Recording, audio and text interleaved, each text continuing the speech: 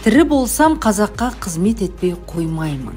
Әлихан Бөкейханұлының осы сөзі Қайым Мұхамедханов атындағы нөмірі 90-шы мектеп гимназияның идеясына саяды. Діттегендері ұлттық мектеп құру. Өресі биік, елордада орны бар. Тарихтан сыр шертуге шақыратын құтты орын Қайым Мұхамедханұлы атындағы мұражай. Қайым Мұхамедханұлы 1916 жылы дүниеге келген. Семей жерінің тумасы. Қазақ КСР мемлекеттік әнұраны мәтінінің авторы. Жазушылар одағының мүшесі, қоғам қайраткері, жазушы, ақын, драматург, аудармашы, педагог, алыштанушы ғалым, абайтанушы. Семей қаласында 1940 жылы Абай мұражайының негізін қалаушы. Абайдың белгісіз болып келген 30 өлеңін ғылыми айналымға қосқан. Бұл 30 өлеңінен бөлек Абайдың әр шығармасына, өлеңдеріне текстологиялық талдау жасаған. Сол арқылы кейбір қате жазылған сөздердің, баспада қате кеткен сөздердің бәрін дұрыстап, олардың бәрін реттеп, ғылыми айналымға енгізген. Мысалы, мына көріп тұрғандарыңыз Қайым Мұхамедханұлының Абай шәкірттері деп аталатын 1951 жылы еңбегі. Бірақ бұл осы Абай тануға байланысты Абайдың әдеби мектебін ғылыми айналымға енгізем дегенде үлкен кедергі, зор бөгетке ұшырады. Бұны тарихтан да білеміз. Үлкен ғылымда үлкен майдан болған, айтыс болған, тартыс болған. Тіпті Абай дейтін Абайдың әдеби мектебі деген бұл бос сандырақ дегенді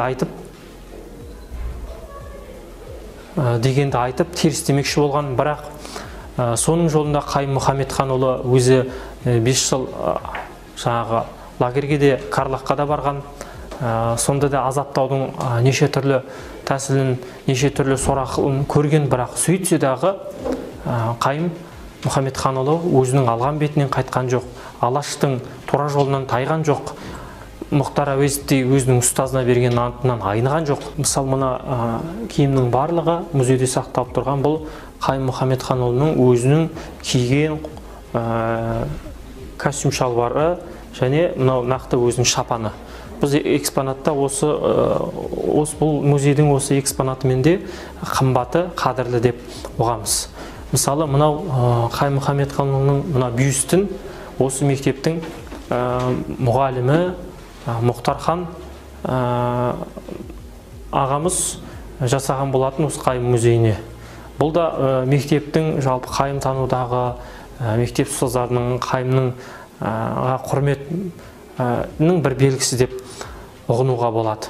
Музей 13 тақырыптан тұрады. Өнеге көрген ұядан бөлімінде Қайым Мұхамедхановтың туып өскен жері бейнеленеді. Айнымайтын адал досым бір өзің, жары Фахнүйір ханымға арналады. Абайтанудың алыбы Абай сөзін жаңғыртқан, Абай текстологиясы бір жерге шоғырланған. Тартагөр Семейімнің топырағы атты бөлімде Карлақта болған кезеңі суреттелген. Мына жерде тағы бір фотоны айтып өткім келеді. Мысалы, ұстаз және студенттер дегенде, мысалы, осы мектептің тұңғыш директоры болған, осы мектепке Қайым Мұхамедханұлының есімін алуға тер төккен, мұрындық болған Ербол Исламұлы Іргебайдың студент шағын көреміз. Яғни біз музейдің концепциясы ұрпақтар сабақтастығы болатын болса, кешегі студент, кешегі оқушы Ербол өзі ұстазын еңбектерін танып, осы алаштың жолына адалдығын көрсетіп, ұстазын зерттеп жатса, бүгін міне біз айналып кеп осы мектепте сол Қайым Мұхамедханұлының есімін беруге де сол кешегі шәкірттің қаншама еңбек сіңірген байқап көріп отырмыз. Алғашқы біздегі мынау әнұран дейміз, гимннің авторы Мұқан Төлебаев пен Қайым Мұхамедханұлы екеуінің шығарған бірлік авторлық еңбектері жағы үлкен біздің әнұранымызға айналды. Сол кезде екеуі де 30 жасқа толмаған жас жігіттер еді. Яғни ұлтқа еңбек ету жолында әлгі уағыз болмайды дегендей, бұл жасқа да, мысалы біз кейде ойлаймыз, оқушыларға айтқан кезде түсіндіреміз, бұл ұлтқа қызмет ету деген бір кемеліне келіп 40-қа 50-ге немесе келгеннен кейін болатын шаруа емес. Бұл әр сәтте осы сіздердің қазіргі қалыптарыңызда елге еңбек етуге болады дегенді ұғындырғанда осы мысалдармен түсіндіреміз. Қайым Мұхаметханұлы Алаштың соңғы тұяғы Әуезовтың шәкірті. Ал Ербол Іргебайұлы осы мектептің алғашқы директоры, қайым танушы педагог. Мынау Ербол Іргебайдың қорғалмаған кандидаттық диссертациясы. Бұл еңбекте мысалы кешегі шәкірт болған Қайым Мұхаметханұлының өзіне шәкірт болған Ерболдың бүгін қайым танушыға қалай айналғаны, яғни осы мектепке Қайым Мұхаметханұлының есімін алуға сіңірген ұшан-теңіз еңбегінің жалпы жүйеден қайым арқылы Алашты сүйгендігінің, ұлтты сүйгендігінің бір белгісі ретінде біз оқушыларға бұны да әңгімелеп түсіндіріп айтамыз. Бұны да арнайы сол Ербол Іргебайұлының отбасынан қолқалап алдырдық. Ербол Іргебайұлы деп айтып жатырмыз. Сол кісінің өзінің жалпы ыждахатымен дайындалған Қайым Мұхаметханұлының 10 томдық кітабы жарық көрген болатын. Сондықтан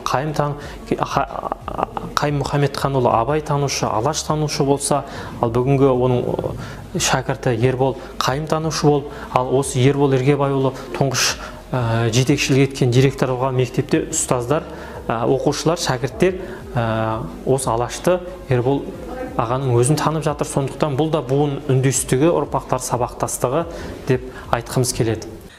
Ұнтақтан жиналған тарих өскелең ұрпақтың тегі мен құнын білуі үшін. Тәркіленген қолжазба жоғалып кеткен дүние. Жиналған мұраның пұшпағы осы мұражайда. Экспонаттарға бай дедік, соның тағы бірі мына домбыра және мына портфель. Бұл домбыраны Қайым Мұхаметханұлының мерейтойына арнайы шәкірттер тартып еткен.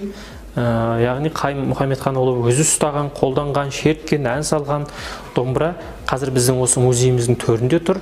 Мынау сол кісінің ұстаған портфелі. Енді мына бетке ауыссақ, мына заттардың барлығы да Қайым Мұхаметханұлының өзінің ұстаған, тұтынған, пайдаланған, қолданған заттары.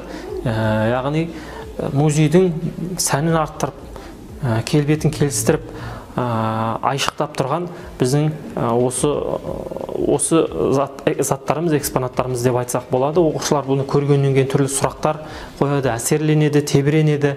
Осы қаламен жазған ба, мына радионы тыңдаған ба, демесе ана бір нені білдіреді деген сияқты сұрақтар қояды. Міне осының барысында біз Қайым Мұхаметханұлының өмірін оларға тіптен де тереңірек таныстырып, тіптен де толығырақ мәлімет беруге тырысамыз. Тіпті мына орындықтың өзі де сол Қайым Мұхаметханұлының өзі отырған, өзі еңбек еткен орындығы. Енді мынау Қайым тану деп аталатын шағын бұрышымыз.